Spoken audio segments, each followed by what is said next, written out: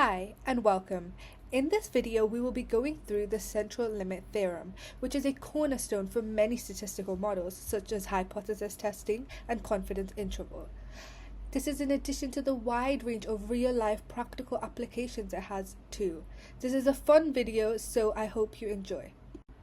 Today, we will be looking at the historical background of the central limit theorem, understanding the concept, the importance, and the applications, and it's going to be sprinkled with a lot of examples. So what actually is the central limit theorem? Well, it's a tendency of a sampling distribution to take a normal shape as the sample size rises. Now, before we delve into what this actually means, let's quickly look at the origin of this theorem. Well, Abraham Dumouriez was a French mathematician who discovered that for binomial distribution, as the number of samples increase and when the probability is not too close to 1 or 0, it actually reaches a normal curve. Laplace further developed on his theory and realized that this is for even more distributions, not just binomial, as well as stating that the variables must be independent, random, with finite means and variance. So let's go into what this actually means. So let's say we have every single Pokemon there is to exist. This would be known as a population, which is the entire group of data that you want to draw conclusions from. Now, from this, we could plot something called a population distribution. Now, for instance, we take the speed of these Pokemon. We could predict how many times each speed occurs, tallied for all of the Pokemons. But what if we are not lucky enough to have access to the entire population? What can we do then? Well, we can take a sample. A sample is a subset of data from a population which is representative to the whole. For example, we could take 7 Pokemon at random and work out some statistics. For example, we could work out the size of the sample, which is 7. We could work out the mean speed of the sample, and we could work out the standard deviation for the speed. Now, these values could reflect the entire population, however, with one sample it might be a little unreliable. We could repeat this and take another sample at random and carry out the same calculations.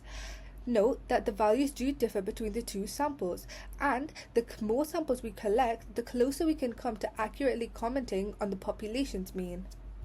Following the theorem, we can create a sample mean distribution for the Pokemon speeds. The plot here shows a graph with sample size 2, because those are the two samples we've looked at, and we can plot the sample means, so around 80 and around 120.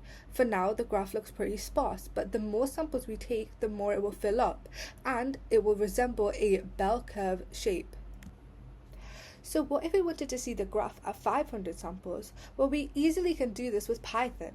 I used a dataset from Kaggle with every single Pokemon and its speed and created a visualization to show what would happen to the sample distribution as more samples were added.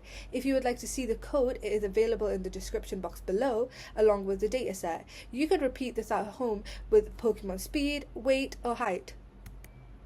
This Python animation is showing us in real time. As the number of samples increase, the more the graph is looking like a normal distribution.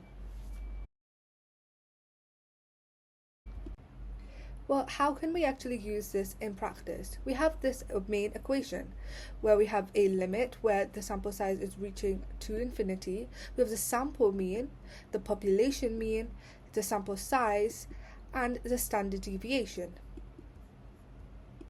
Well, let's say at Google, the mean salary is £62,000 with a standard deviation of £32,000. If 100 employees were selected at random, what are the probability that their average salary would exceed £66,000? Well, as the number of employees is more than 30, we can use central limit theorem. We plug in the values into the equation and we get a value of 1.25. But what does this mean? Well, the Z value is pretty significant and it is from the standard normal distribution. Well, we match this Z value to the normal distribution table. Here, we take the 1.2 on the positive side and the 0.05 from the top to find a value. This value could be subtracted from 1, giving us a 10.56% chance that the average salary of a random sample of 100 employees will exceed 66,000, which is pretty nifty, right? So why is central limit theorem so important? Well, it allows us to approximate all of these distributions as normal, which simplifies the calculations and inferences. We do have to keep an eye out for skewed and bimodal because they must have a large enough sample size to use them. Once again, using the central limit theorem, we can do hypothesis testing and confidence trials. So let's look at a few applications. Well, there's quality control. For example, you're creating a production of chocolate bars.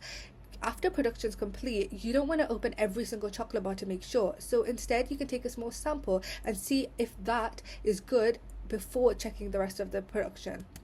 You can also use it for financial modeling, such as analyzing stock prices, interest rates, and making predictions from historical data.